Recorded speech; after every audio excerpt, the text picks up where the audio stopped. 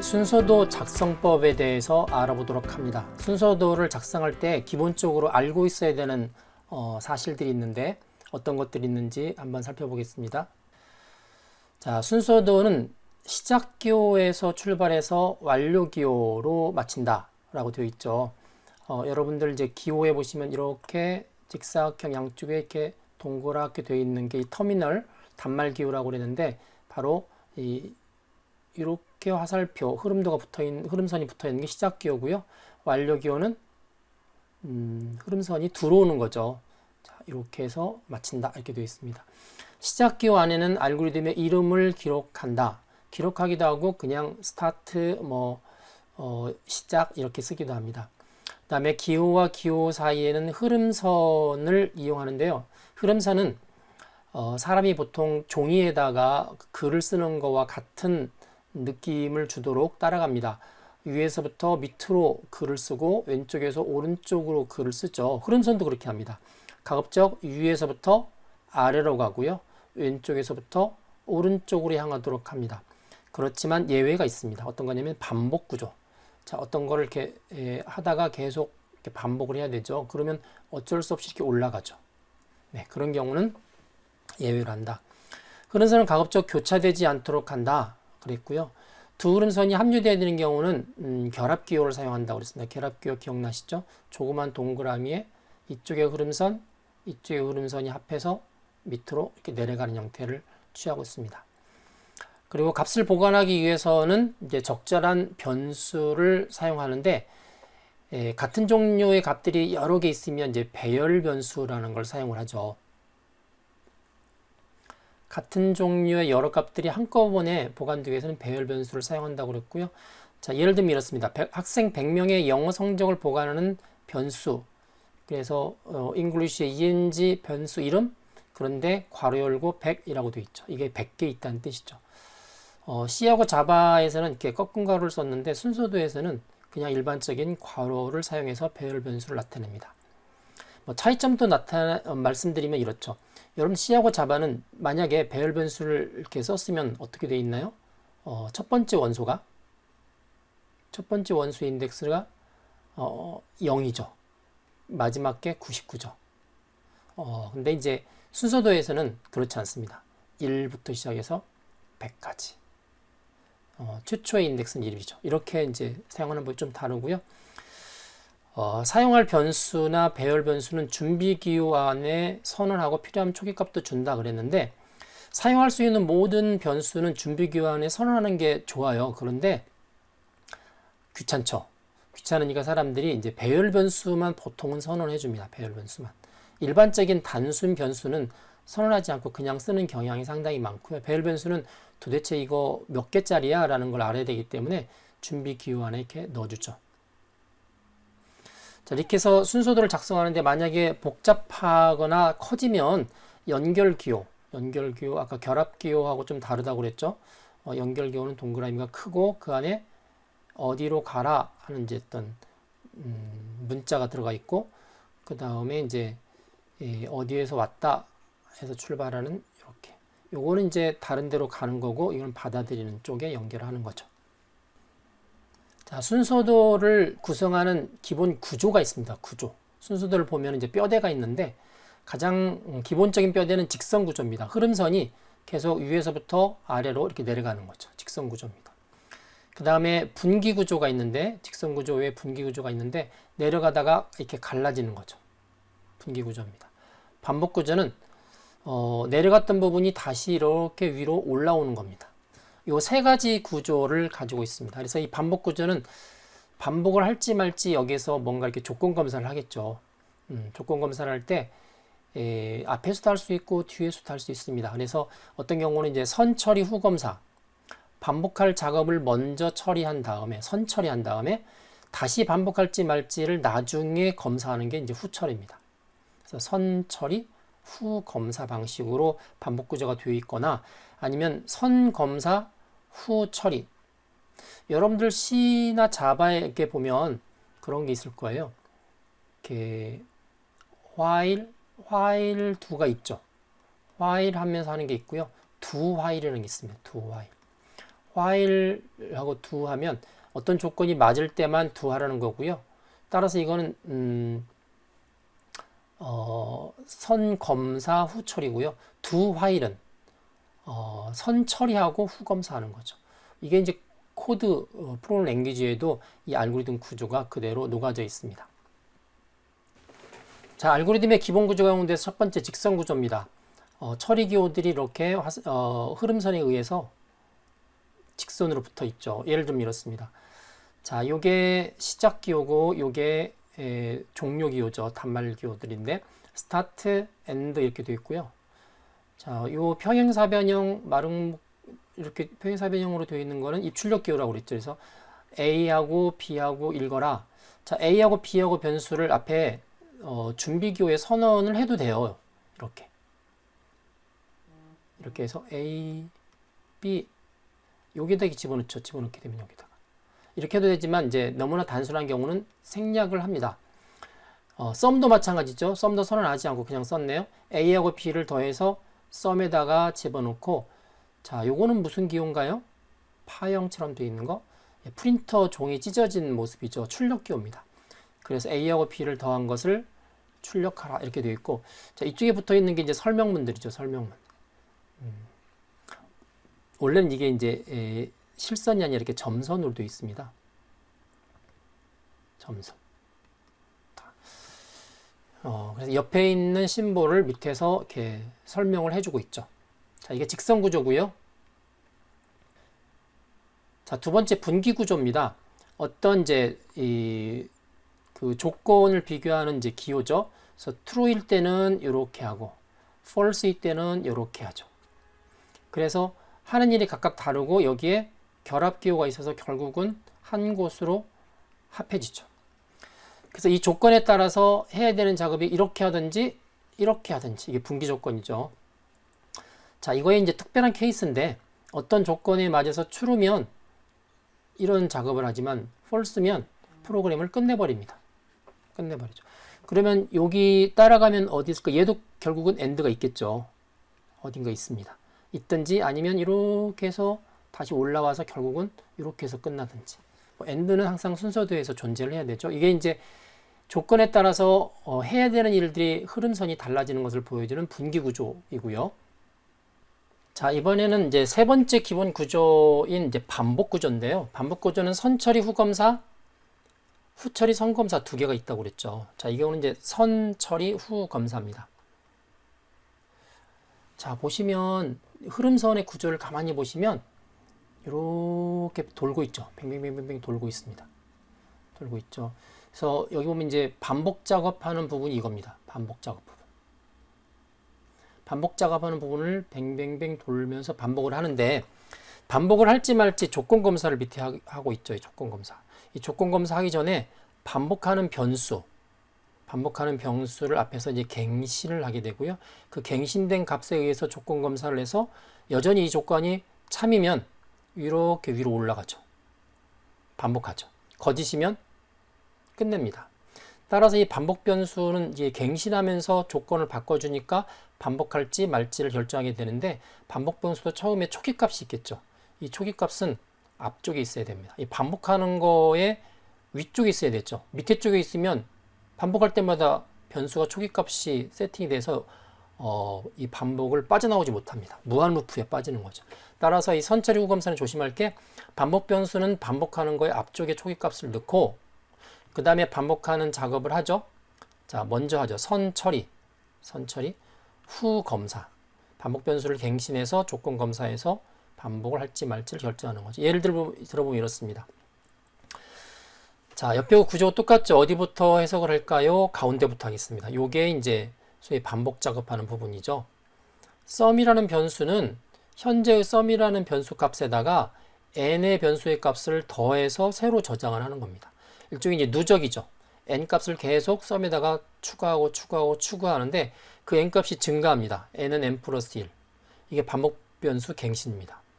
그래서 그 n이 조건 검사하죠. n이 10보다 작거나 같으면 이게 true이면 10보다 작거나 같으면 반복을 하는 거죠. 뭘 반복합니까? sum에다가 계속 넣으라는 거예요.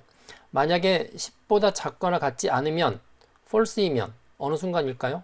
n이 11부터죠. 11. 11이 되는 순간은 끝내버리는 거죠. 근데 이 n 값이 처음에 얼마로 들어왔을까요? sum 값은 처음에 얼마로 들어왔을까요? sum은 당연히 누적하는 거니까 0부터 시작했겠죠. n은 1부터 시작했습니다. 이게 이제 초기값이죠. 초기값. sum은 0, n은 1부터 초기값을 해놓고 반복하죠. sum은 현재 sum에다가 n 값을 누적하는 겁니다. 어떻게? n을 하나씩 증가시키면서 언제까지? n이 10이 될 때까지. 그렇게 되면 1, 2, 3, 4, 5, 6, 7, 8, 9, 10까지 sum에 누적이 되는 거죠. 이게 이제 선 처리 후 검사. 이건 검사를 위한 변수들, 반복 변수들의 초기값 시키는 부분, 이렇게 이해하시면 됩니다. 자, 이번에는 반복 구조 가운데서 선검사 후처리입니다. 선검사 후처리. 자, 여기 보시면 조건검사가 먼저 나오죠. 조건검사가 먼저 나오고, 조건검사를 위해서 반복 변수의 초기값은 먼저 앞에 했던 것과 똑같이 이루어지고요. 이 반복되는 부분의 앞부분에 이제 초기값이 있고요. 조건부터 검사합니다. 조건이 추르면 반복 작업을 하죠. 그리고 올라가기 전에, 반복을 다시 하기 전에 반복 변수를 갱신합니다. 자, 그래서 선검사 후 처리라는 거죠. 자, 앞에 있는 건 똑같이 합니다. sum은 0이고 n은 1이고 초기값을 이렇게 줬죠. 자, n이 10 이하인 경우만 하라는 거예요. 10이거나 10보다 작은 경우만 하고요. 만약에 10보다 크면 끝내라는 거죠. n이 1이니까 처음에 추루가 돼서 밑에 작업을 합니다. 반복 작업, sum은 sum 플러스 n. 그 다음에 조건 갱신하죠. n은 n 플러스 1. 그 n은 n 플러스 1이 된 n이 새로 들어온 n이 10보다 작거나 크면 계속하고, 그렇지 않으면 끝내라. 이런 조건이 되어 있습니다. 자, 이번에는 변수와 배열 변수. 앞에 잠깐 언급을 했지만 좀 더 구체적으로 알아봅니다. 변수라는 것은 변수하고 대비되는 개념이 상수죠. 상수는 그냥 값이고요. 변수는 그 값을 보관하기 위한 장소다. 따라서 모든 변수는 메모리 공간이 할당이 되고요. 어떤 값을 보관하느냐에 따라서 이렇게 종류를 명시할 수 있습니다. 자연수 변수, 실수 변수, 문자 변수, 분리 변수. 그래서 변수를 사용하려면 원칙적으로는 준비기호 안에 선언을 해야 되는데, 명확한 경우는 선언하지 않을 수 있고요. 또 초기값을 줄 수도 있습니다. 자, 몇 가지 사례를 보겠습니다. 준비기호 안에 표시한 거죠. x는 변수다. x하고 y는 변수다. 지금 선언하는 겁니다. x는 변수인데 초기값이 1이다. x하고 y는 변수인데 초기값이 각각 x는 1, y는 2다. 자, 이거는 뭘까요? 실수한 걸까요? 실수한 게 아닙니다. 여러분들 아마 C에서도 나올 건데, 이렇게 중복해서 할당하는 겁니다. x는 y하고 같은데 y는 0이다. 그래서 이건 순서가 이쪽부터 합니다. y에다가 0을 집어넣고, 그 y 값을 x에다가 집어넣고, 이렇게 해서 결국 x하고 y에다가 초기값을 0을 집어넣는 문장이 되는 거죠. 자, 그런 심볼입니다. 준비기호. 자, 앞에서 설명하지 않고 그냥 썼는데 여러분들이 이제 기초적인 프로그램을 했기 때문에 이해할 거라고 그냥 썼습니다. 이 처리 기호 안에 이제 변수의 값을 바꿔주는 문장들이 등장하는데 이거죠.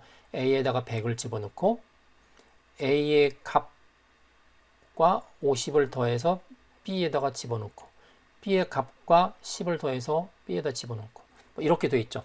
여러분들 이제 이해하시는지 모르겠지만 이게 이제 어사인먼트 스테이트먼트라고 해서 할당문 배정문인데, 할당문에 예를 들어서 이거죠. a는 a 플러스 1. 그럼 우리가 볼 때는 사실 이게 수학적으로는 말이 안 되죠. a가 a에다 1을 더한 거 같으냐, 이런 같으냐의 의미가 아니고 이거는 이제 값을 치환해 준다는 의미죠. 자, 그 경우에 이 우변에 나와 있는 a하고 좌변에 나와 있는 a하고 여러분들 프로그래밍 랭귀지에서 배우셨기 때문에 전혀 의미가 다릅니다. 어떻게 다르냐면 얘는 a의 값이에요. a에 저장되어 있는 값을 의미하고요. 그래서 a에 저장되어 있는 값하고 1을 더해서 어떻게 하라는 이야기예요?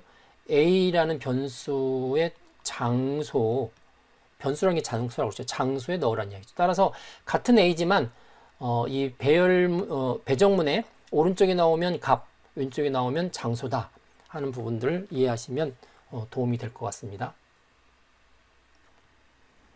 자, 이번에는 배열 변수에 대해서 알아봅니다. 자, 배열 변수는 여러 개의 원소들이 같이 묶여 있는 변수인데요. 같은 종류의 값들이 메모리 공간에 연속적으로 보관되어 있는 것을 말하죠. 그래서 학생 100명의 영어 점수를 보관하려면 1번 학생부터 100번 학생까지 변수 100개를 써야 되지만 뭐 그렇게 하지 않고 변수 하나만 씁니다. 변수 하나만. 다만 원소가 100개인 걸 쓰죠. 예를 들면 이렇죠. ENG 100.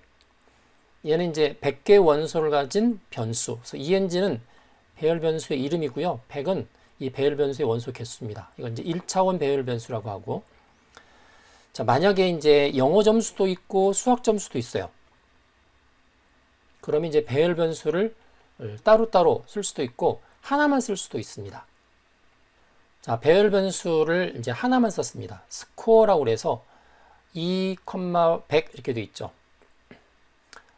얘는 이제 2차원 배열인데 이 원소를 나타내는 차원이 두 개가 있죠. 컴마에 의해서. 앞에는 세트 수를 나타내고요. 영어 점수, 수학 점수. 100은 각각의 세트당 학생들의 수 100을 나타내죠. 그래서 이 원소의 총 개수는 2 곱하기 100, 200개죠. 2차원 배열입니다. 자, 그래서 1차원 배열 변수, 2차원 배열 변수를 이제 실제 준비기호안에 표시할 때 어떻게 하는지 보겠습니다. 자, 1차원 배열 변수죠. A5. A는 배열 변수인데 개수가 5개다라고 이 준비기호안에 이렇게 선언하고 있죠. 그래서 얘는 A1부터 5까지.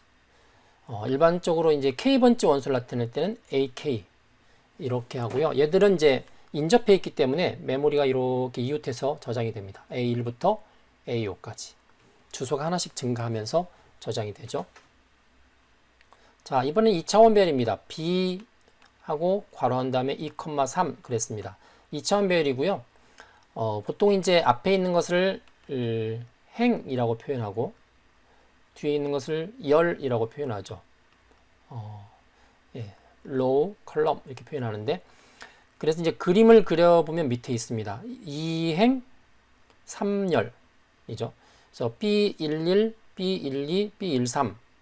자, 1행에는 3개의 원소가 있고요. 2행에도 3개 있죠. B21, B22, B23. 이렇게 연속적으로 보통은 이렇게 저장된 다음에 다시 이렇게 저장이 됩니다. 보통 행 우선 저장이라고 그래서 일반화 시킬 때는 K번째 행에 L번째 열 그러면 이렇게 BKL 이렇게 표현을 하게 됩니다. 자, 배열 변수를 이용해서 반복 구문을, 반복 구조를 가지게 되면 이제 배열 변수의 첨자라고 하는 인덱스를 활용하게 됩니다. 자, 예를 들면 이렇죠. ENG라는 변수가 하나 있는데 얘는 2차원 배열이죠. 3행 50열. 전부 150개의 원소를 갖고 있는데 여기에 보시면 이제 입출력 기호가 있어요. 입출력 기호. read ENG KL. 자, K 행 L 10번째의 값을 읽어드리라는 거죠. 읽어드립니다. 자, 읽어드리기 위해서 보시면 이제 반복 구조가 이렇게 하나 있고 또 이렇게 또 하나가 있죠. 자, 여기 이 안쪽에를 먼저 볼까요? L은 L 플러스 1, 다음에 L이 50보다 작거나 같으면 자, L을 하나씩 증가시키는데 50까지만 하라는 거죠. 그래서 그 L 값을, 초기 값을 1을 줬습니다. 자, 이렇게 되면 이런 거죠. L은 1부터 50까지 반복하라는 겁니다. 자, 이게 내부 반복 구조죠. 내부. 바깥쪽이 외부 반복 구조인데 외부 반복 구조는 어떻게 되어 있나요? 이 내부가 50개가 다 끝나면 K를 증가시킵니다. K. K는 하나씩 증가하죠. K는 K 플러스 1. K가 3 이하일 때 반복하라. 바깥에 올라가죠. 따라서 이 반복 구문이 이루어지는 요 연결기호 바로 앞쪽에 K의 초기 값이 주어지죠. L도 마찬가지죠. 반복 구문은 바로 앞에 L의 초기 값이 주어지죠. 전체적인 흐름을 보면 이겁니다.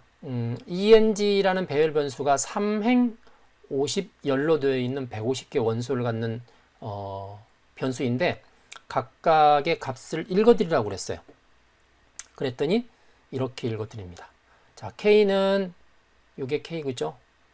요게 K. 요게 L입니다. 자, K는 1부터 3까지 변해야 되고요. 그 다음에 L은 1부터 50까지 변해야 되죠. 그래서 K는 1부터 하나씩 증가시키면서 3까지. 바깥에 있는 반복 구조가 그걸 의미하고요. 그 K의 바깥에 하나, 둘, 셋 각각마다 L이 또 변하죠. L은 1부터 50까지. 그러면 그 사이사이에 150번 뭘 하나요? 값을 읽게 됩니다. 자, 이런 식으로 해서 배열 변수를 이용해서 반복 구문을 할 경우에 배열 변수의 그 각각의 첨자, 인덱스에 이제 반복 변수를 넣어서 조절하게 됩니다. 자, 반복 구조를 앞에 이제 바깥쪽에 있고 또 안쪽에 있고 그걸 이제 중첩된 반복 구조라고 하는데 복잡함을 피하려고 해서 자, 순서도에서 반복 기호라는 조금 더 응용된 기호를 도입을 했습니다. 그래서 앞서 설명해 드렸는데 그 반복 기호를 중첩해서 쓰는 거죠. 반복 기호 안에 반복 기호가 또 있습니다. 그래서 바깥쪽에서 K는 A부터 B까지 C씩 증가하면서 반복하는 거고요. 그 각각의 K 하나하나에 대해서 L이 다시 내부적으로 반복이 되죠. D부터 E까지 F씩을 증가하면서 그리고 이제 요게 반복되는 부분인데 앞서 이야기했던 것을 그대로 옮기면 이렇죠. K는 1부터 3까지 1씩 증가하니까 얘는 안 써도 되죠. 없으면 1로 간주한다고 그랬습니다. 그 각각의 K, 1, 2, 3에 대해서 L이 반복합니다. 1부터 50까지 역시 1씩 증가하면서 뭘 하나요? read, eng, kl. 자, 이렇게 150개를 읽기죠. 바깥쪽에서 3번, 그 각각의 3번마다 50번씩.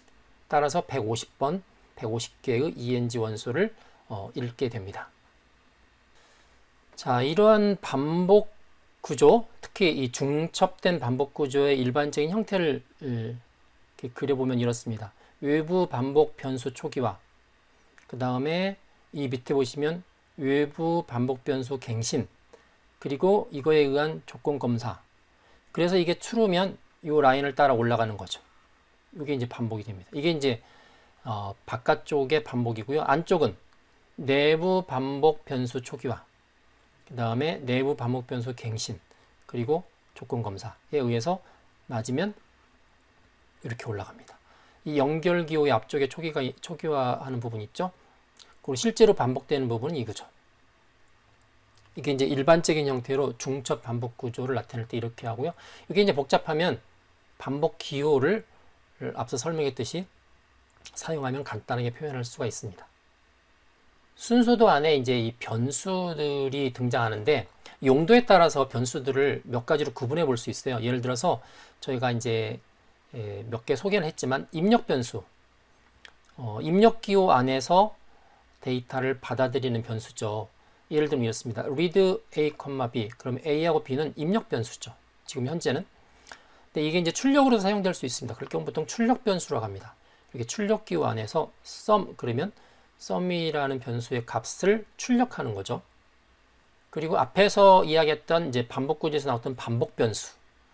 반복 변수는 반복 여부를 결정하기 위해서 쓰는 이제 기호입니다. 인덱스 기호인데 뭐 이런 겁니다. K는 1부터 하나씩 증가하면서 50보다 작거나 같으면 반복하라. 요 K라는 것은 이제 반복 변수가 되는 거죠. 반복 기호를 나타내면 요거죠. K는 1부터 50까지 1씩 증가하면서. 얘는 디폴트로 생략했다고 그랬어요. 자, 이게 이제 반복 변수입니다. 자, 입력 변수, 출력 변수, 반복 변수 외에 순서도에서 굉장히 중요한 역할을 하는 변수가 하나 있는데 이 스위치 변수라는 게 있습니다. 스위치 변수. 자, 값의 부호가 교대로 바뀌면서 등장하는 건데요. 교대로 바뀐다는 게 어떤 때는 플러스 1, 어떤 때는 마이너스 1. 이게 교행이 되죠. 플러스 1, 마이너스 1. 이런 게 어떤 경우에 많이 사용이 되나요? 여러분들의 교재도 나와 있는데 밑쪽에 잠깐 먼저 보겠습니다. 자, sum은 1 빼기 2 더하기 3 빼기 4 더하기 99 빼기 90. 좀 안 보이나요? 확대해서 잠깐 볼까요? 잘 안 보일 것 같아서 좀 확대를 했습니다. sum을 값을 구하는데 1, 마이너스 2, 플러스 3 이렇게 교행하죠. 사실은 1도 플러스 1이죠. 플러스 1, 마이너스 2, 플러스 3, 마이너스 4. 자, 그래서 이렇게 스위칭이 되는 것들을 구현할 때 사용하는 변수를 스위칭 변수라고 하는데 한번 보도록 합니다.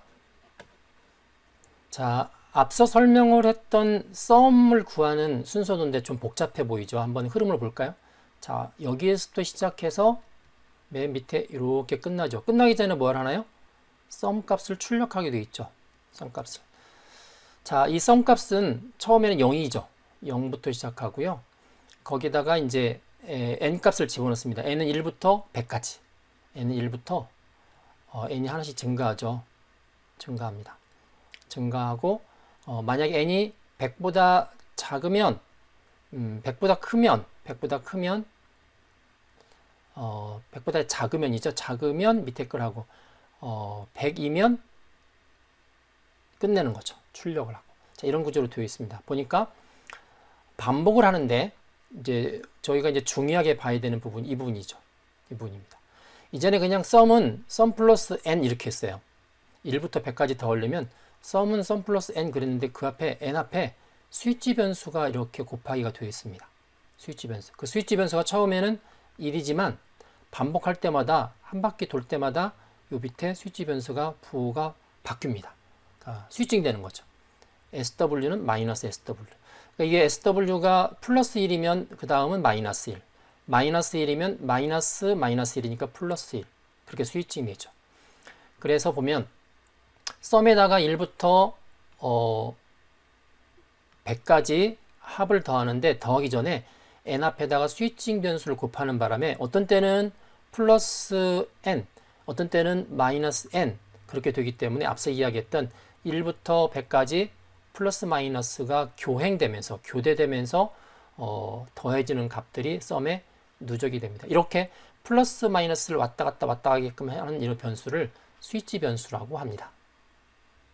자, 또 다른 변수로 임시 변수라는 게 있습니다. 어떤 값을 임시로 보관하기 위한 건데 여기 밑에 템프라는 임시 변수가 있는데요. 이 스와핑이라는 알고리즘인데 스와핑은 A하고 B하고 값을 바꾸는 겁니다. 바꿔치기 하는 거거든요. 여기 템프라는 임시 변수를 써서 하는 거죠. A에다가 A 값을 템프에다가 먼저 집어넣고 B에다가 B의 값을 A에다가 집어넣죠. 그 다음에 템프 값을 B에다 집어넣죠. 원래대로 하면 이제 원래 생각은 이렇죠. A하고 B하고 바꾸니까 A 값을 이렇게 B에다 집어넣고 B 값을 A에다 집어넣으면 되는 거 아니야? 라고 생각하기 쉬웠지만 그렇지 않죠. 그렇게 되면 뭐 예를 들어서 A가 1이고 B가 2면 이거 어떻게 되나요? A 값을 B에다가 집어넣으면 B가 1이 되죠. A가 1이니까. 그 다음에 A에다가 B를 집어넣으면 다시 A도 1이 되죠. 결국은 A, B 모두 1이 돼서 스와핑이 안 되죠. 그래서 중간에 이 템프를 쓰는 겁니다. 자, 템프에다가 A 값을 집어넣죠. 그럼 템프는 값이 얼마가 되나요? 1이 되죠. 그 다음에 A에다가 B를 집어넣죠. A에다 B를 집어넣으니까 요 이 값이 들어가죠. 그 다음에 B에다가 템프를 집어넣죠. B에다가 템프를 집어넣으니까 요게 들어오죠. 1이 되죠. 그래서 결국은 두 개의 값이 이렇게 바뀌죠. 이걸 이제 스와핑이라고 합니다. 스와핑. 그래서 이 스와핑을 할 경우는 이렇게 임시 변수를 써서 값을 중간에 임시로 보관을 해야 되는데 이처럼 이제 잠깐 나타났다가 사라지는 변수를 임시 변수라고 합니다.